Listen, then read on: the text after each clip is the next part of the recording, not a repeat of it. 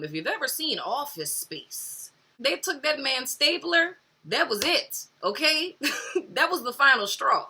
Burning the whole goddamn building down. Everybody got to go. Taking my goddamn stapler. You want the best of my heart, you just gotta see the good in me. 'Cause I could be the rain in your desert sky.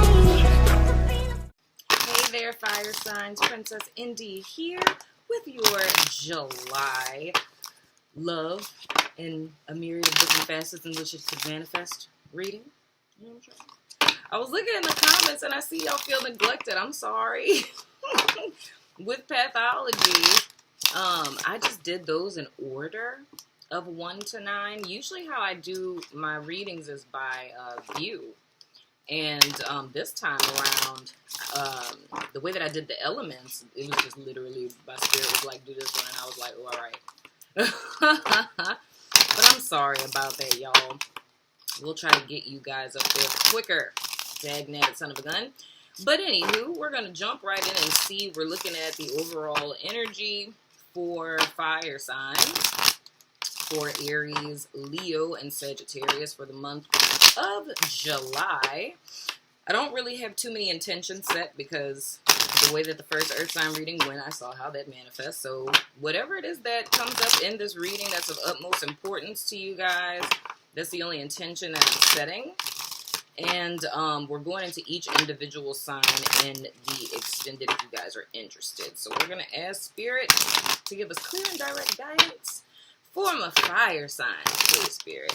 Anything they need to know, anything of utmost importance, I ask that come to the forefront in this here reading, please, Spirit. As always, I thank you in advance because I know you're good for it, Dag. Never son of a gun, I said. And the church said, amen. All right. Let's see what's going on with my fire signs for the month of July. This feels nice. Give us something very fire sign-like, Spirit. I don't know what fire sign-like is.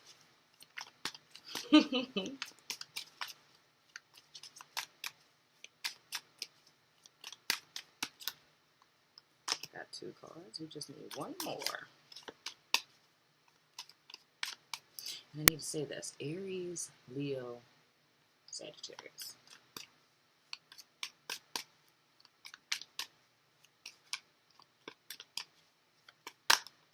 Whoa, whoa, whoa. That's a whole stack. Hold on. All right, fire signs. Hold on. Just 1 more. Okay, that's what I'm talking about. Interesting card that fell out here. Let me turn over the other 2 first. First card we have is Impatience. Ooh, I love that card. Throat chakra. Then we have Impartiality. Then we have Soulmate. Soulmate! This is interesting.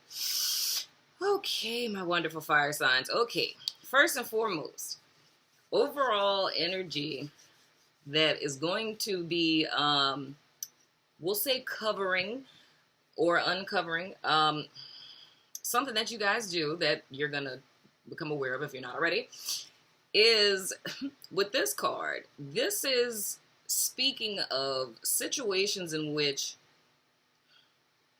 you don't trust spirit. It's just the simplest way to put it. It's more or less very similar to the 7 of Swords energy that I discussed if you guys watched the important message that I put up yesterday. It's like, but the difference I'll say with the 7 of Swords energy is as opposed to the things that you're skipping, tripping you up later, it's more about not trusting divine timing, not trusting spirit, not trusting the process, and feeling as if things need to be done now. And it's moving ahead of spirit and ending up with less than was ordained for you to get. So it's more or less settling for less than you deserve because it's a fear that if I don't do this, it won't get done. Now, how this can manifest is a myriad of different ways. Right? Whatever it is that we're rushing, it could be in partnerships, right? So to put this into tangible narrative form, it could be my biological clock is ticking. I don't have time to wait for a specific person, right? Or to wait for my soulmate or, you know, the ideal partner. It's like I need to be practical about this. I'm asking for too much. I need to just be with who wants to be with me because my time is running out, and thus settling for less, right? It could be waiting for, and not necessarily just waiting for, but I mean, trying to get a certain job with a certain company or a certain position, right? And going on interview after interview and being rejected, right? And deciding to just settle for any job. I'm just going to take something entry level, you know? And that's something I can tell you from my own personal experience that I experienced myself. I was so focused on passing clinicals when I was in graduate school that I literally did not even, I couldn't think as far as talking about like, oh, so where am I going to work afterwards, right? So I had issues with finding jobs. Like once I graduated, it's like, oh crap, I need to get a job, right? But every place that I applied, all of what at the time I thought was my dream job, which was working at a university, like I did not want to accept anything else but that. That's just what I was supposed to do. You know what I'm saying? And I didn't get any of those jobs, and I could not understand for the life of me why. Neither did my mentor. It's just like, I write a recommendation letter. You should have got that job, right? But it opened the door for me to work for myself, which is something I never even considered, right? Prior to. So the thing is learning patience, figuring out where the root of this fear comes from. Where does that belief that if I don't get it done, it won't get done come from, right? How many times in your life have you settled for less than? You know? How many times have you settled for less than out of impatience and fear? Because that's really what it is. You say impatience, but the question is, what are we so impatient about? You know? What's the rush? That starts to unearth a bunch of core beliefs about life. Do you not believe that everything is working out for your highest good? Do you not believe that you have a spiritual team behind you that's supporting you? Do you not believe that things are working themselves out? Do you not believe that there's a process? Do you believe that you don't deserve good things? I feel these are all things that are going to be unearthed, right? The next thing that I see here that's important is I feel right now y'all are in a place of ambivalence, meaning that you're on the fence. Whether it's with progressing, making a decision between either moving forward or stepping backwards, right? What do I do next? You don't know. And I feel like you guys are kind of weighing back and forth between this way or that way, right? The way that you break ambivalence, and this is similar to what I said to earth signs just now, it's like what the Lovers card represents is that there's a third option. It's like the two options that you guys are weighing in between. There's another option that you can't see. Wow, thank you, Spirit. There's another option that you can't see because you are choosing between the lesser of two evils, or rather, I should say, the tool in which you're using to decide is the lesser of two evils, right? And that's your mind. We're talking about left brain, right brain. Masculine, feminine, action-oriented, creative-oriented. That's why you're not able to see the third option. So, because you're trapped in your head, you can't see what's right in front of you. Because one, fear is clouding your mind. Two, you're stuck in your mind, and your mind only sees two roads. And it's a need to silence the mind, to rest, to sit back, to not allow the anxiety to rise up that's rushing and forcing time. What is time? What is the rush? These are all questions you should ask yourself. What is your greatest fear? What are you so afraid of? Why is it that you feel the need to go? What is it that you fear will happen if you don't? Right? Ask yourself that and see what comes up, right? If I don't do it, if I don't figure this out, and of course the thing I just hear is, I need to get a job because I got to pay bills.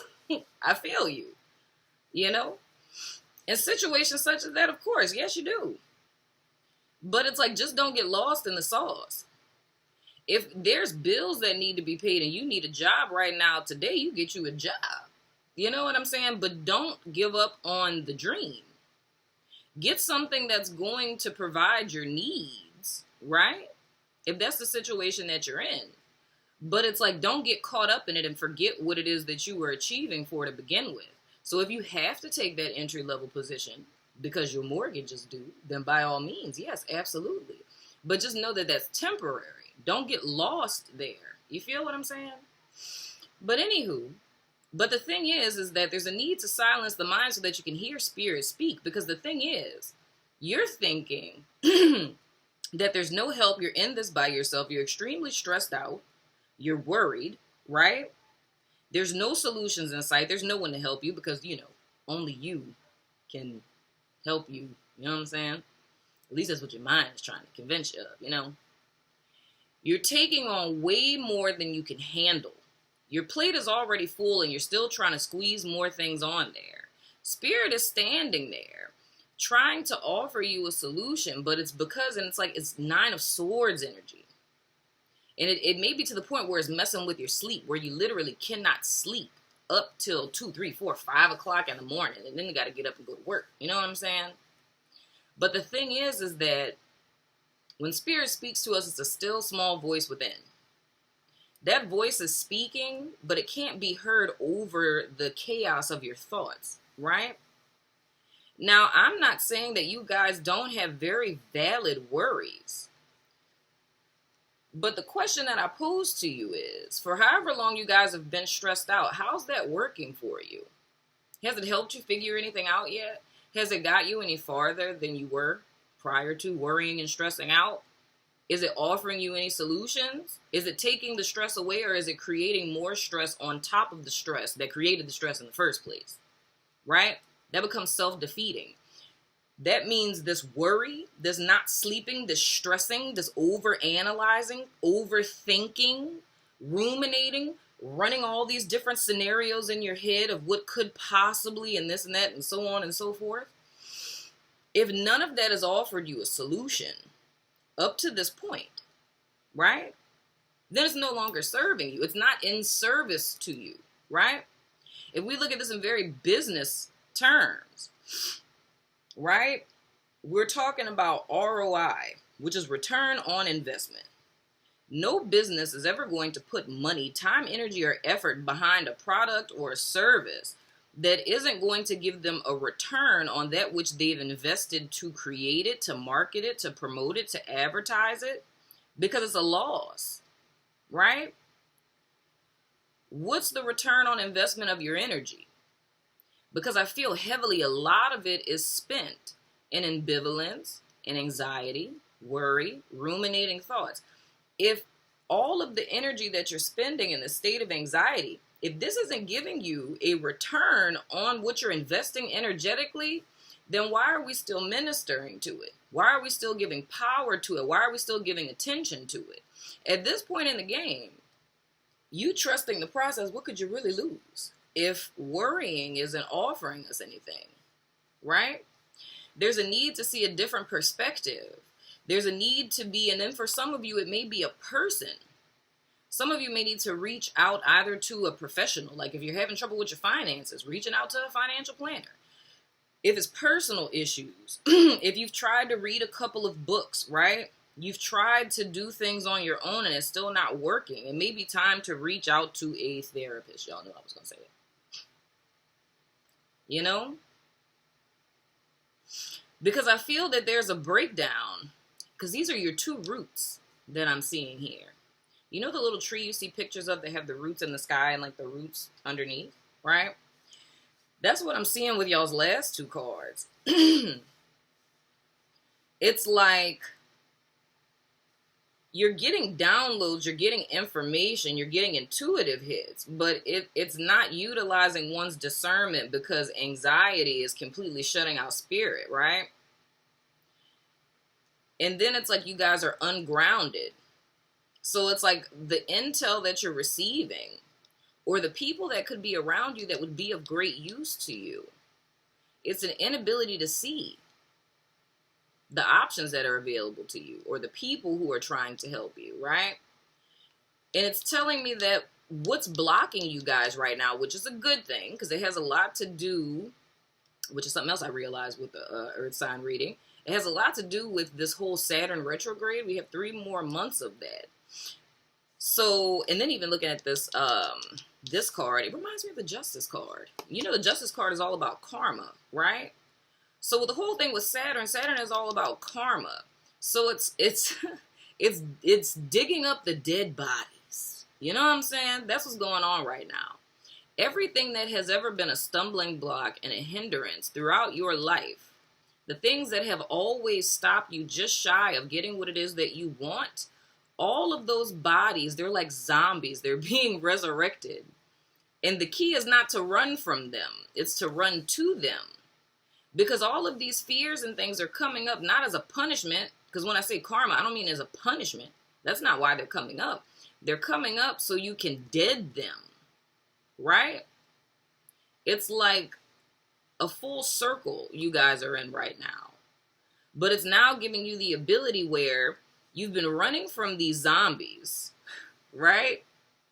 And it's like spirit is stopping you and turning you around and saying, look at them. And you're like freaking out and like fighting, trying to keep running. And it's like, nah, you need to face these. Because if you don't, you're going to spend the rest of your life running, going nowhere, just completing a circle. Every year, always ending exactly where it is that you began the year prior. And I know that you guys don't want to keep living like that. I know you guys don't want to keep being stressed out. You know what I mean? It's like there's a way out of this situation. But it's not going to be found in any method you've been using to solve your problems up to this point. And I say that because it's the equivalent of, you know, if you think about coping skills, coping mechanisms, or the way that we solve our problems, right? And I just heard passive aggression. That's interesting. I'll get to that in a second. But it's like at birth, if you came out of the womb and, you know, the doctor handed you a screwdriver, like a Phillips screwdriver, and every single problem that you had in life, you used this Phillips screwdriver. You're however years old you are, right? So all of these years later, you've been using the same screwdriver since you were born to fix your problems. What condition do you think that screwdriver is in right now, my friend? It daddy stripped time, you know? So now you guys are at a place where you're trying to remove screws or you're trying to screw in screws to no avail. It's not working anymore. And I'm hearing that with some people with addictions too. It's like you've built up a tolerance almost. So it could literally be an addiction or they could just be illustrative. Whatever you use to cope with your problems, you've built up a tolerance to where it's not serving its purpose anymore. It's not doing for you what it used to do. There's no more dopamine boosts. You know what I'm saying? You either got to increase your dosage, which is going to get you closer on the side of real addiction. If we just talking about habitual, you know, habits become addictions when they grow up. I'm just saying. Anyway, you know, but it's time to go to Lowe's. I was going to say Ace, but I'm like, where's there an Ace anymore? Anyway, it's time to go to Lowe's or Home Depot because we're going to be fair. Millennials like Lowe's more, but moving right along. My dad's a Home Depot guy. Anyway, baby boomers. Okay, stop it. So anywho, it's time to go to Lowe's or Home Depot and to get a new screwdriver. It's time for a new set of tools because the old ones just aren't working anymore, and that's not fair to yourself, right? Now, with this whole passive aggression thing, one thing I can say, passive-aggressive people are very, very dangerous. Some aren't even aware how dangerous they are. Because, and this brings us to throat chakra, people who are passive-aggressive are fear-ridden. They're too afraid to be aggressive, so they're passive aggressive, right? It's trying to send a message, right? It's trying to get you to see what I see, right? If we put this within the context of love, and either you have a partner or or if this is something that your partner does or something that you guys do with partners, that's something else that's being highlighted. That's also fear-based. It's something that we would explore in the sense of, where is that fear of me being direct? Why is it that I can't speak my needs, right? Because we have to take into account with passive aggression is people's perceptions, right? We could feel as if a person did something to harm us or did something to wrong us. With passive aggression, we're going to not say that we're hurt. We're not going to have a conversation about it. We now go on a campaign of trying to show a person better than we can tell them, which never works, right?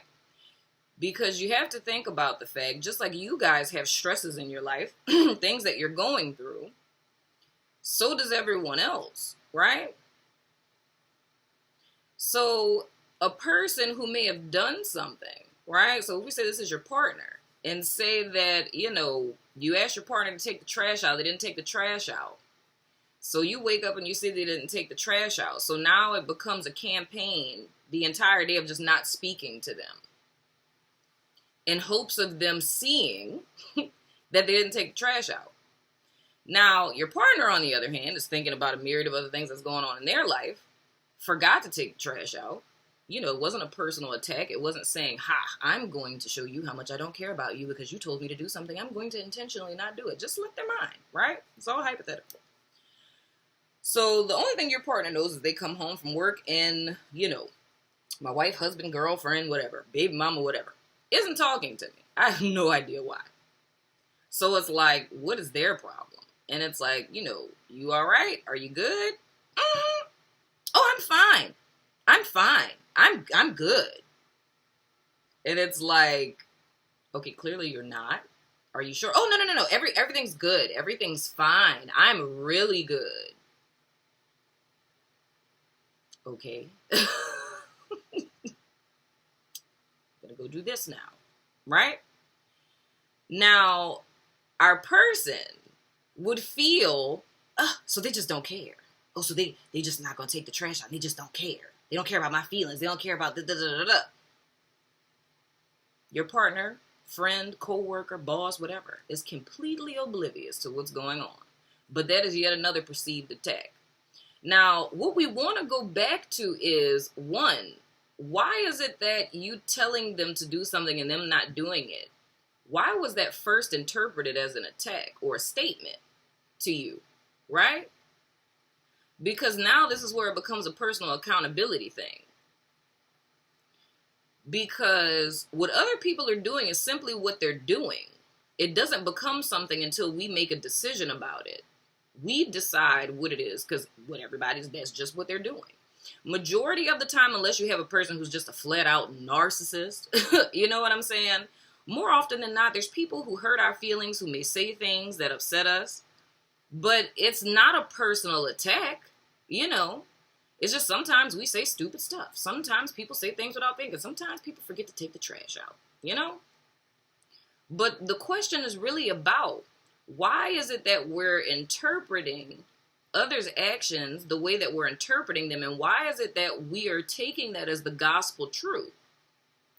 So now what it becomes is, now with passive aggression, you are on a mission to prove a point, but it's you being the only one who gets it, because there's so much information that's missing. And I'm saying this on both sides, whether you guys know you partake in passive aggression, or if this is a partner that does this, it gives you more or less insight into how their mind is working, right?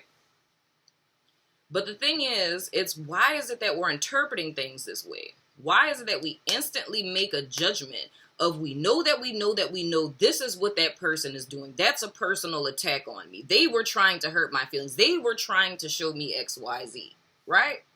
What place is that coming from? And are you really responding to the person in front of you? Are you responding to past experiences? Are you projecting parents, past partners, past friendships, past jobs, co-workers, supervisors? Are you projecting those past experiences onto people in your present? Do you really see who's standing in front of you? Right? And then there's another thing of misconstruing, which can happen very easily. Misconstruing one's own wounds for intuition, right? When we talk about, and I don't delve too much into, people with a whole team of spiritual guides. You know what I'm saying? I don't know about all that. But the thing is like when you have someone who's speaking to you, know who it is who's speaking to you. Where are your intuitive hits coming from? Right?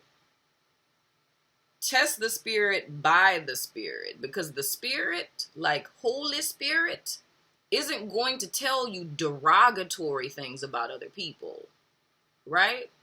Isn't going to tell you malicious things about other people, right? Isn't going to tell you things that create dissension, right? That are antagonistic, right? That are defacing of self or other people. When spirit speaks to you, it's coming from a place of love, and it's a need to determine the two. If what you hear is speaking to you from a place of fear, you need to recheck that voice. You know what I'm saying? I don't know who that was for, but that came through extra serious. You know what I'm saying? It's like, be cognizant of what you're responding to.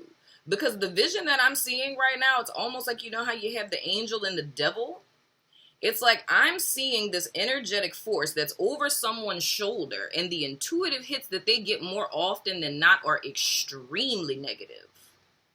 Very, very negative. Very judgmental. And the question is, who is that serving? You know? Who is that serving? How is that helping you help yourself or anyone else if it's all negative stuff that you're hearing, right? And that's where I say, man, you have to test vibrations that you're feeling. And the easiest way, I always say, between love and fear of testing spirits and vibes that you're feeling, is that fear is something that makes you feel small. It closes you off. It starts thoughts of suspicion, right? Love is something that opens you up, that provokes compassion, makes you want to reach out, not shut down, right? And like I said, the whole passive aggression or even aggression is a lot easier to be able to identify. That's people that's popping off every second. Everything is always an attack every single 5 minutes. You know what I'm saying? Who you think you talking to? And things of that sort. But I say where passive aggression is dangerous. And I'm not just saying that like, ooh, fear people. You know what I'm saying? But I'm saying it for the person who that's the coping mechanism for things. Why it's dangerous is because you're not giving voice to your truth. You're never expressing how you feel, and what you're doing instead is creating a ticking time bomb. If you've ever seen Office Space, you know? It's a little old school for some of y'all. But if you ever seen Office Space, you know your boy, they took that man's stapler. That was it, okay? That was the final straw. Burning the whole goddamn building down. Everybody got to go taking my goddamn stapler. You know what I'm saying? And that's why passive aggression, it's like it's a setup. That's a self-sabotage technique. Because one, you're never speaking your truth, right? You're trying to show it to people. They're not getting it, so you're still not getting validation. So it's pretty much grooming yourself into bitterness and resentment. You know what I'm saying?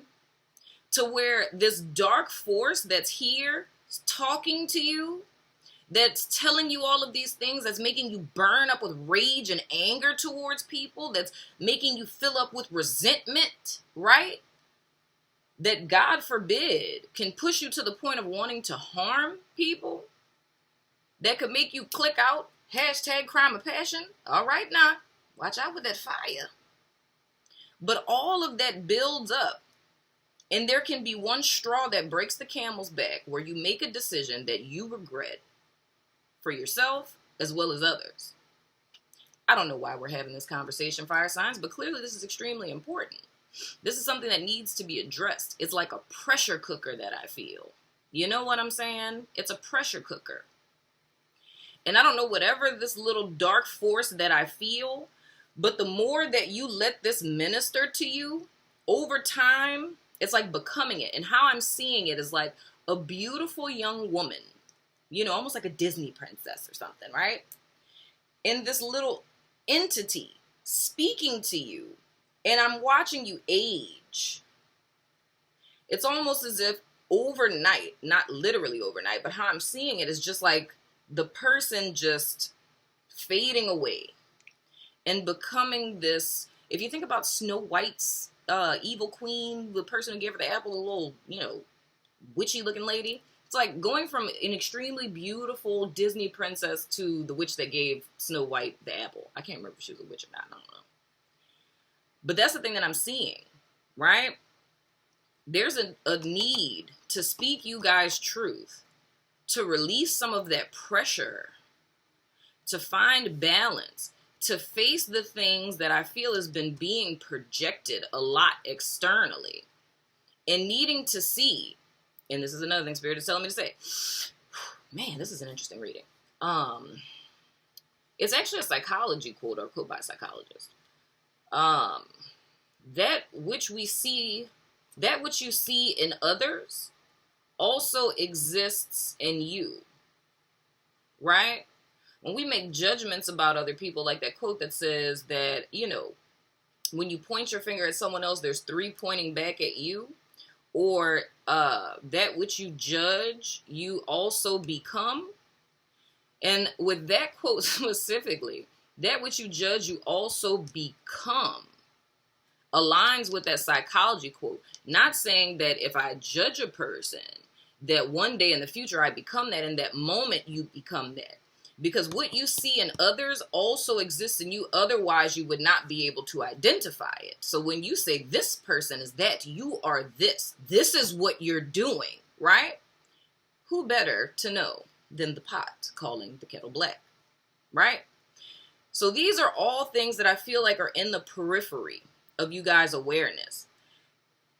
And it is something like a tower moment, but not an external tower moment. It's an internal tower moment, because I feel an epiphany is going to come up to where that is recognized. It's a lot of externalizing one's shadow onto others. And I feel what comes full circle this month is seeing in what ways what's been happening to you also exists in you. And that's not a bad thing. Because now when something comes into your awareness, you are no longer in submission to it. You have power and authority over it, because now you can change it. So if me talking about passive aggression, and you know that that's something that you do, you know that's how you cope, now you're aware of it. Now you can handle that. Now you can take dominion over it, and you're no longer in service to it, right? And how I would personify this entity, not saying that y'all literally got entities like, you know, you could, but I'm not saying that you do. I'm saying that it's wounds. It's fear. You know what I'm saying? That's all those fears that are saying X, Y, Z, that are repeating to you your past, and you're still living your past in your present. Once you remove those scales from your eyes, you start to see things, and will start to see things very differently. You'll have a whole nother perspective on what it is you guys have been experiencing, right? That's all I got. Yeah, that's all I got, man. I feel like you guys are doing dual healing this month, though. It's like I feel you guys are very in tune. It's just that there's a wound that or what Spirit is trying to get to you. It's fear, it's rushing, it's ego. It's like a triune battle of spirit trying to manifest, but the intuitive hits or what spirit is trying to tell you is fighting against both ego and wounds. And it's like what you're receiving from spirit is being filtered through these two things, right? And that's like, if you look at it too as those lesser of two evils, it's those two things, you know? It's ego and wounds. But I'm not concerned because I feel like these are all things like this is going to be addressed this month. This is just the beginning. And what better time than the retrograde? I hope this made sense, my fire signs. This is interesting. So I'm going to throw the dice of resonance. If you want to ask a yes or no question, go ahead and do that now, my friend.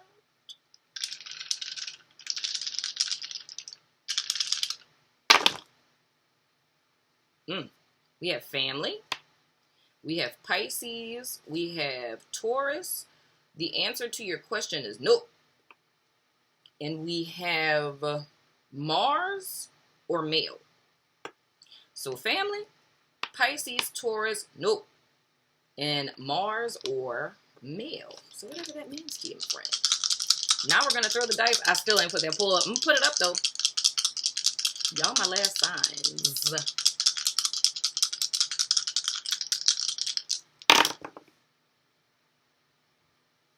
6, Venus, and Leo.